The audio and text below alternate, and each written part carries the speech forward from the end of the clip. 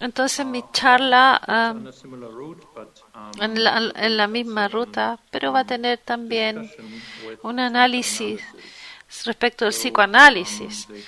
Entonces la pregunta es, ¿cómo hacemos sentido de lo inconsciente, básicamente? Y esto se pertenece a la relación entre la fenomenología y el psicoanálisis, que es una relación difícil. Y la principal razón de esto es que hay visiones conflictivas respecto del consciente y el inconsciente. Entonces, para el psicoanálisis, lo consciente es más o menos una esfera de semblanza de la superficie,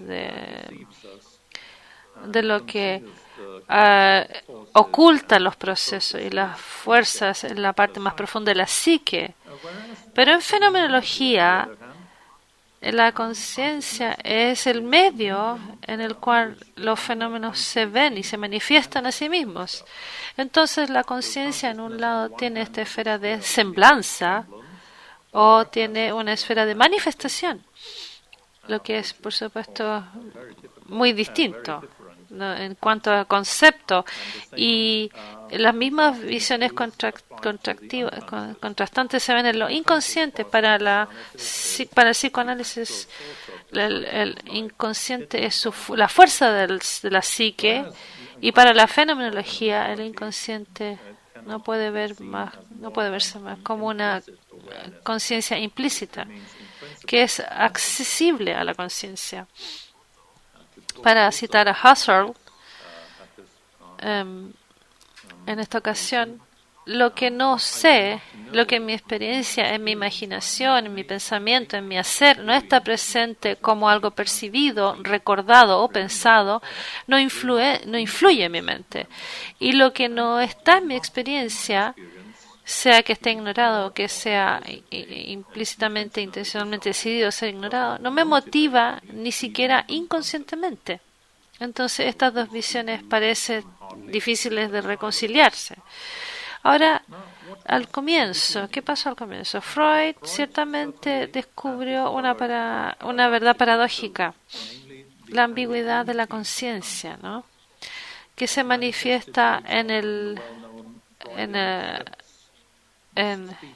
mal entendido, mal escuchar, olvidar intencionalmente en estos conceptos freudianos. Entonces la paradoja es que uno sabe algo que a la vez no sabe, y que uno tiene ceguera mientras los ojos pueden ver. Pero él disolvió la paradoja dividiendo la psique en dos partes. Entonces, la inconsciente es un país interno, como dentro de ti mismo, que es ajeno al sujeto, y el ego tiene su propia casa, ¿no?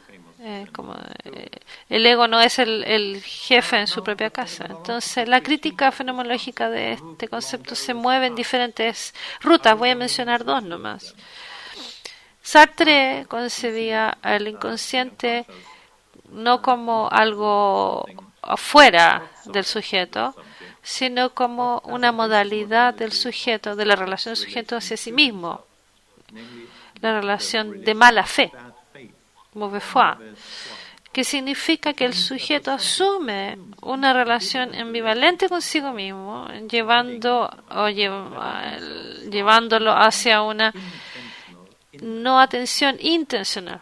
Entonces, cuando uno no sabe algo y no quiere saberlo tampoco, uno no ve algo y tampoco quiere ver ese algo, y de esta forma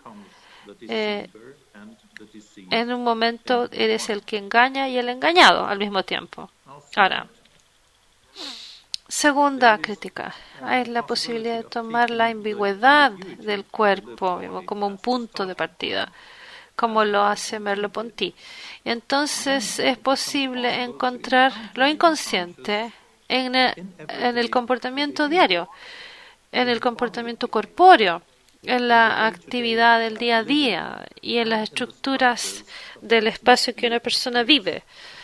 Y esto no sería un inconsciente en una profundidad desconocida de la psique, sería un inconsciente en la dimensión vertical, sino que estaría en la dimensión horizontal del cuerpo vivido y en la relación con otros. Y para esto la memoria corporal implícita tiene un rol específico, como vamos a ver más adelante. Esta segunda posibilidad es la que voy a seguir en esta charla. Entonces, la pregunta va a ser, ¿puede lo inconsciente ser ubicado en la relación y las relaciones y comportamientos de una persona de lo que ha vivido, en la dimensión horizontal del cuerpo vivido y en la intercorporalidad? Y lo que sigue ahora, primero quiero hablar del concepto de memoria corporal y ver luego el espacio vivido que rodea al cuerpo, las relaciones con las cuales se constituye, y después voy a analizar las estructuras de este espacio donde el inconsciente puede encontrarse de alguna forma. Si hablamos del cuerpo no como el cuerpo físico o tocable, sino que como la capacidad de ver y de tocar y de sentir, entonces la memoria corporal denota la totalidad de estas capacidades corporales, hábitos, disposiciones, en la medida en que se han desarrollado en la vida de una persona. Entonces, mediante la repetición de las experiencias y los hábitos se han formado patrones. Y estos patrones practicados de movimiento y percepción se han incorporizado como destrezas o capacidades, y estas las aplicamos en todas nuestras actividades de la vida diaria. La memoria corporal no está dirigida o nos lleva a nosotros hacia el pasado, sino que nos lleva a la conciencia, al recordar consciente o la memoria implícita. Entonces, el cuerpo vivido es la mezcla de capacidades desarrolladas orgánicamente y adquiridas para percibir, actuar, desear y comunicar. Las experiencias están ancladas en la memoria corporal y cubren el ambiente como una red invisible que nos relaciona con las cosas y con otras personas. Es importante indicar acá que lo que está mediado por la memoria corpórea normalmente se olvida en términos de la memoria explícita. Y un ejemplo que me gustaría citar es la capacidad de escribir en el teclado, que es una memoria en los dedos, que no está disponible en el conocimiento explícito. Entonces, si ustedes pueden escribir en el teclado,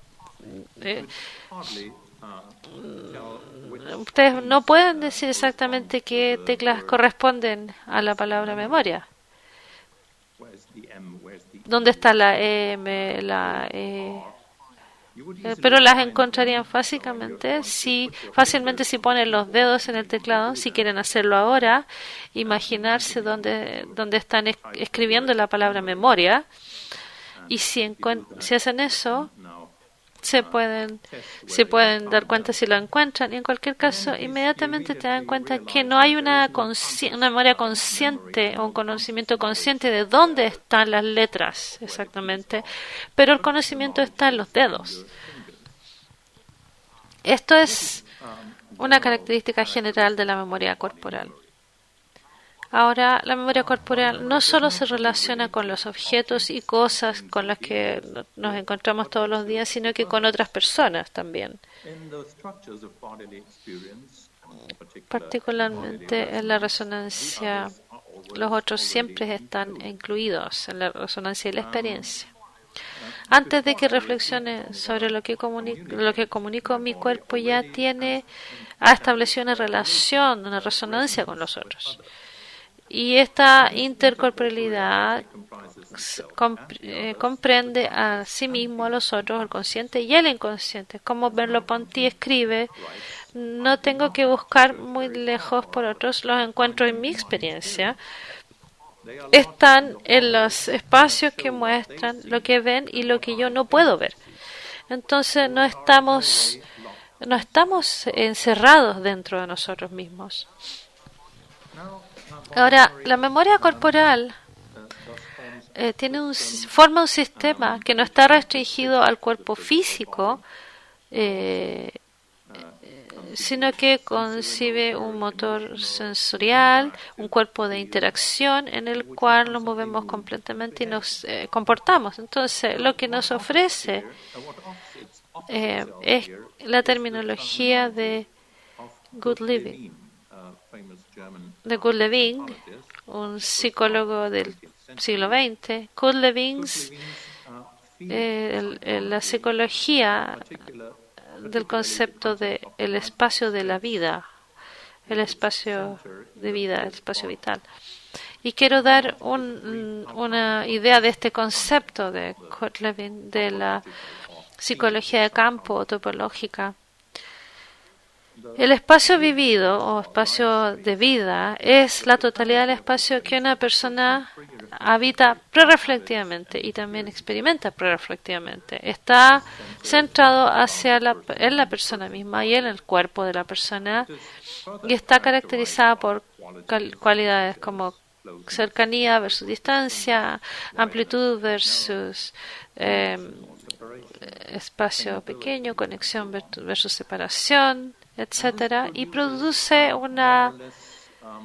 y también está estructurada por límites que son físicos o simbólicos, que ofrecen algún tipo de resistencia también al movimiento libre.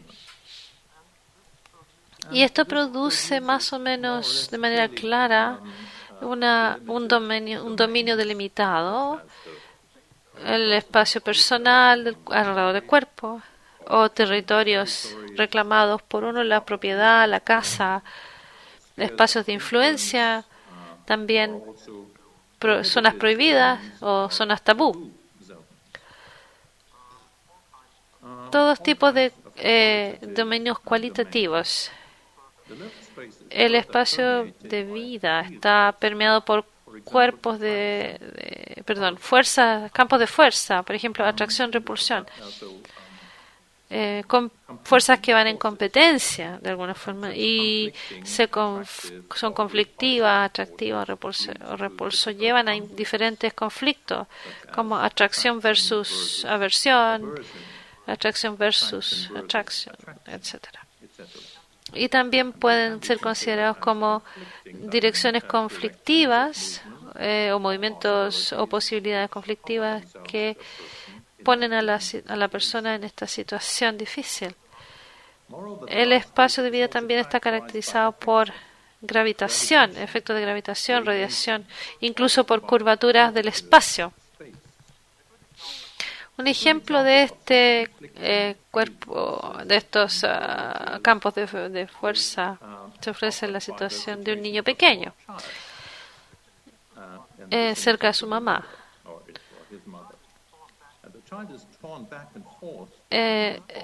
A medida él está traído hacia su madre y llevado hacia lo nuevo y la curiosidad. La madre es el centro de gravedad, lo seguro, que curva la experiencia, el espacio de experiencia del niño de manera que el niño se queda más bien cerca de la madre. Entonces el espacio tiene un gradiente, si el chico se aleja de la madre, mientras más distancia hay de entre él y la madre, más solo o vacío se siente el espacio. También puede estar cerca de gente extraña. Él preferiría cambiar de dirección para que el espacio en ese caso se curva de manera negativa. Entonces,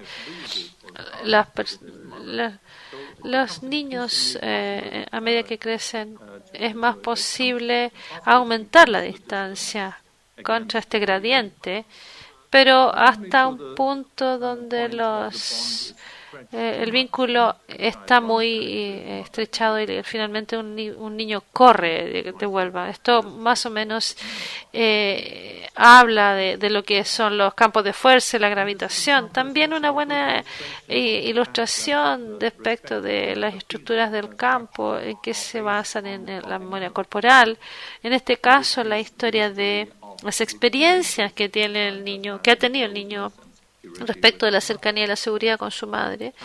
La investigación del apego ha mostrado esto en gran detalle. Entonces, desde el nacimiento, la memoria corporal incorpora un extracto de experiencias típicas con otras personas y por lo tanto adquiere patrones diádicos de interacción o lo que llama Daniel Stern esquemas de estar con.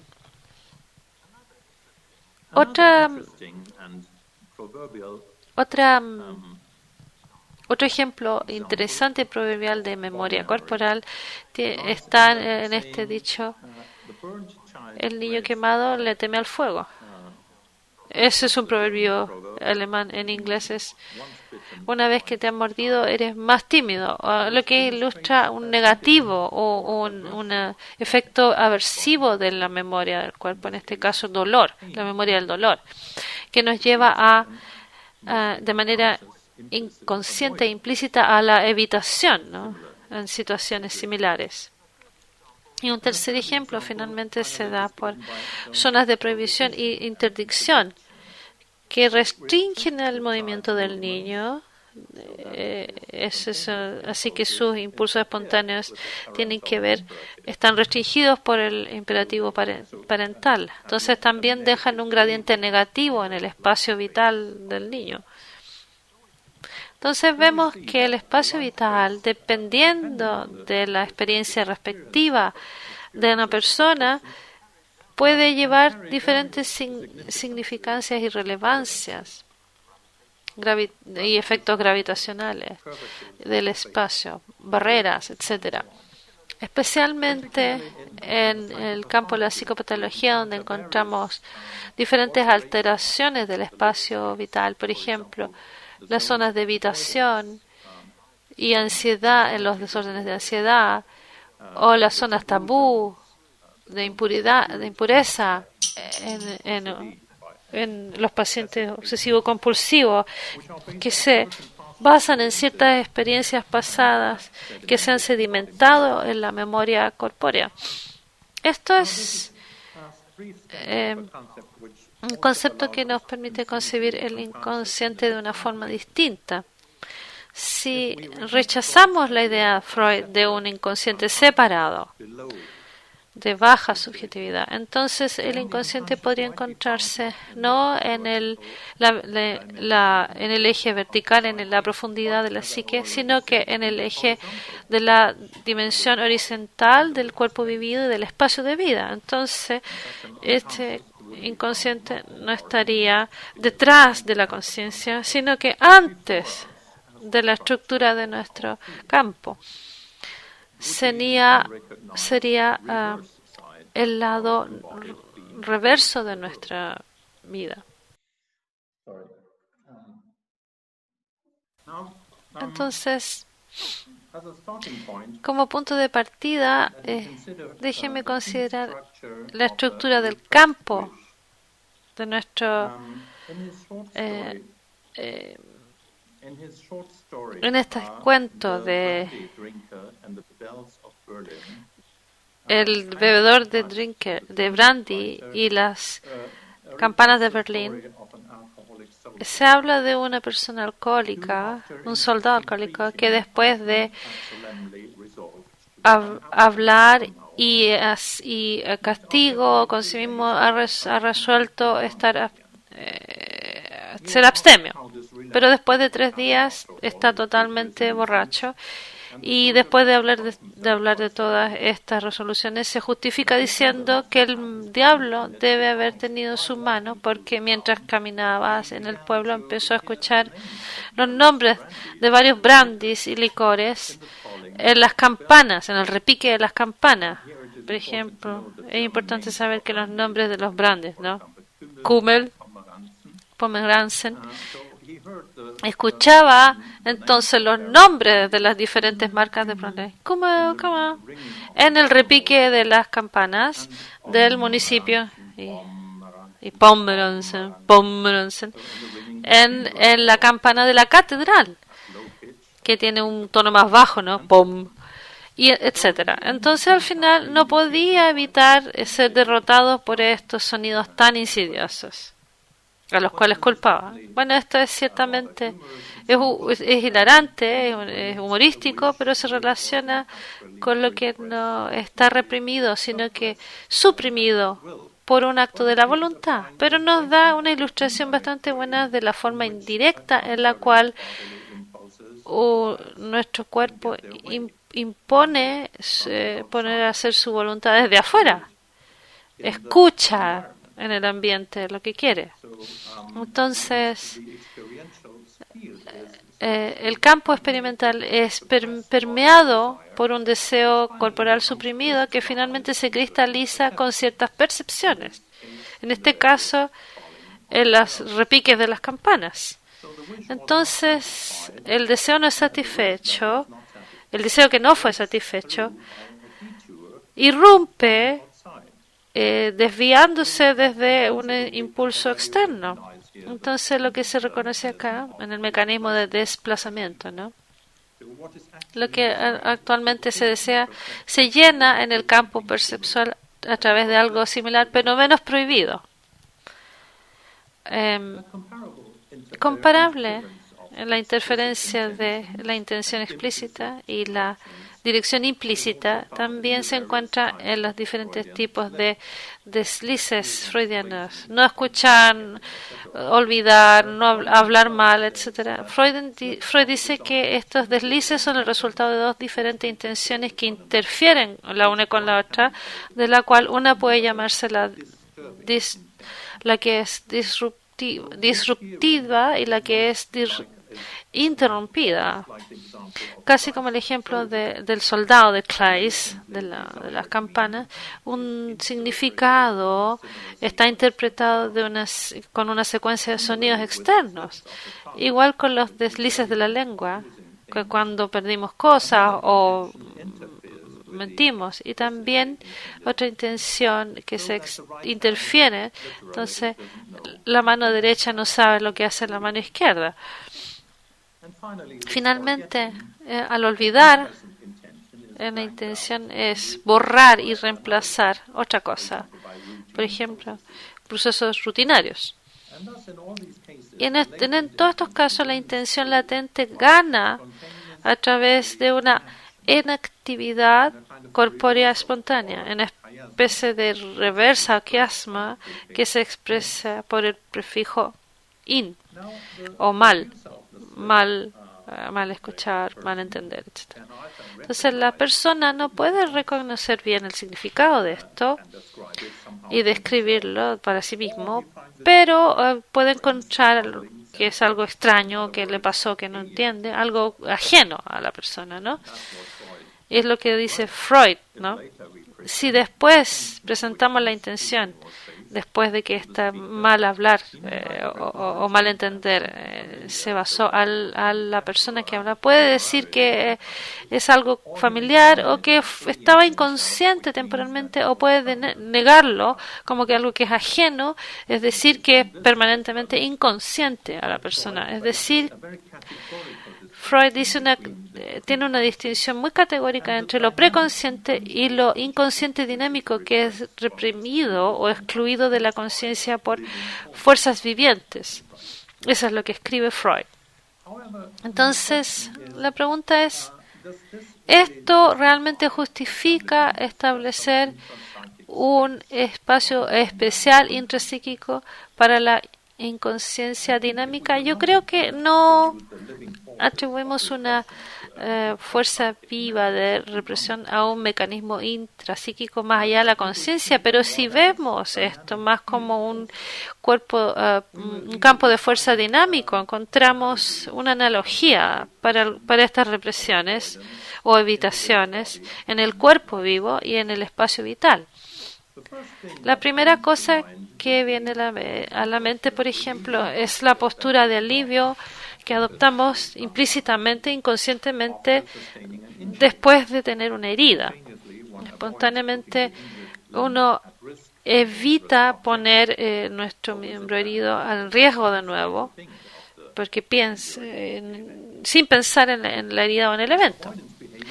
El comportamiento de evitación se incorpora en la memoria del cuerpo, memoria corporal.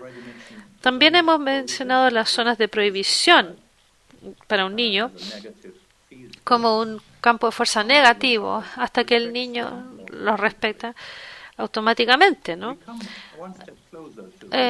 Cuando estamos más cerca de la conciencia dinámica hay zonas objetos de tabú también, porque a diferencia de las prohibiciones, los tabú tienen una estructura especial. No es formulado expresamente, pero es generado por el comportamiento de evitar de otros y funciona como una curvatura negativa del espacio de vida compartido a través de lo que se está excluyendo o que se está prohibiendo.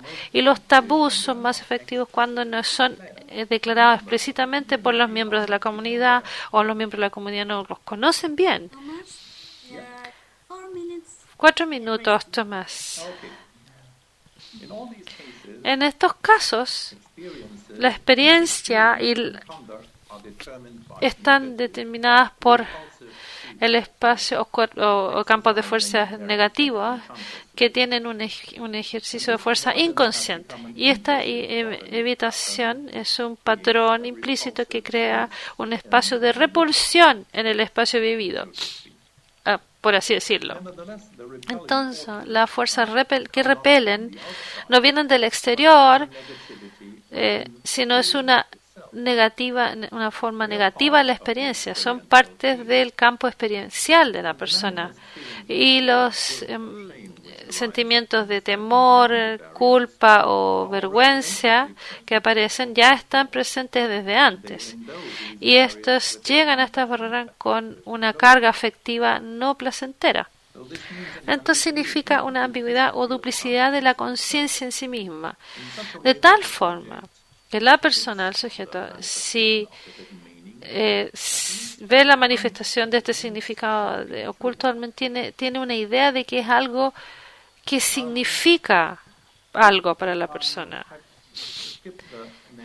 Voy a saltarme la siguiente diapositiva y voy a otro fenómeno, el efecto inconsciente del trauma emocional, que Merleau-Ponty también interpreta como un efecto que tiene como el miembro fantasma en pacientes amputados. Hay un espacio vacío de subjetividad vivida, por mencionarlo de una forma.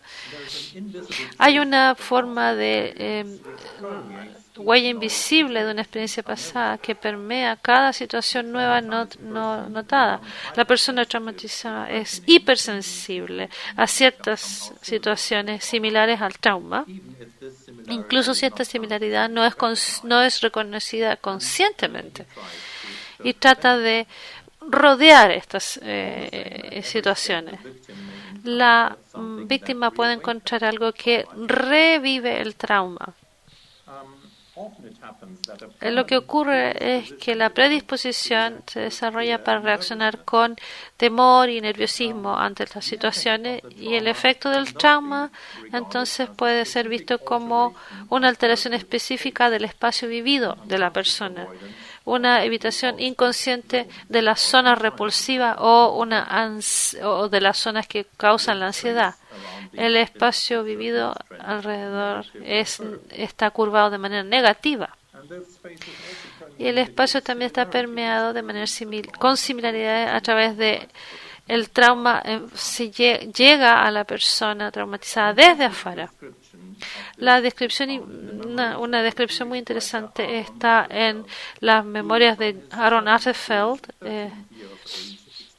que experimentó en la Guerra Mundial escondiéndose en los bosques de Ucrania. Y escribe muchos años después Han pasado más de 50 años desde que terminó la guerra. He olvidado mucho, incluso las cosas que eran muy cercanas para mí, en particular lugares, fechas y los nombres de personas, y aún puedo sentir esos días en cada parte de mi cuerpo. Cuando llueve, cuando hace frío o cuando hay un ventarrón, vuelvo al gueto, al campo o a los bosques donde pasé tantos días. La memoria tiene profundas raíces en el cuerpo.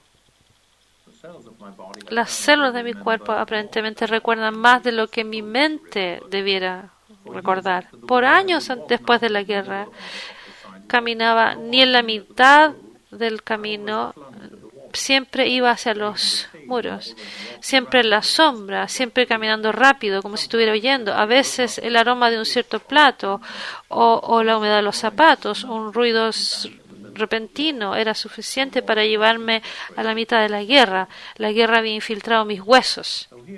Aquí no hay un episodio particular, pero una fase de la vida completa que dejó su marca en el cuerpo, en la propiocepción, algún tipo de clima, de los sentidos, revive el pasado y los patrones de movimiento, como caminar rápido cerca al lado de las murallas, imitan el comportamiento de un fugitivo.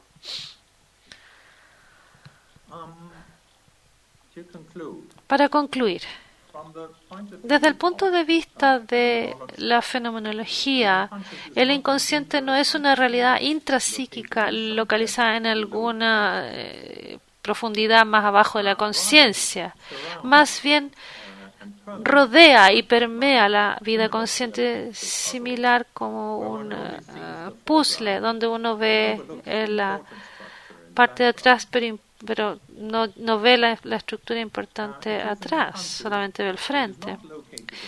Es un inconsciente que no está localizado en la dimensión vertical de la psique, pero en la dimensión horizontal del espacio vivido, y se queda en la intercorporealidad al tratar con otros, como el lado reverso o escondido de la intersubjetividad. Las fijaciones inconscientes son como ciertas restricciones en el espacio de una persona respecto de las posibilidades que son producidas por un pasado implícito, pero siempre presente, que no quiere tomar parte, que se niega a tomar parte en el progreso continuo de la vida.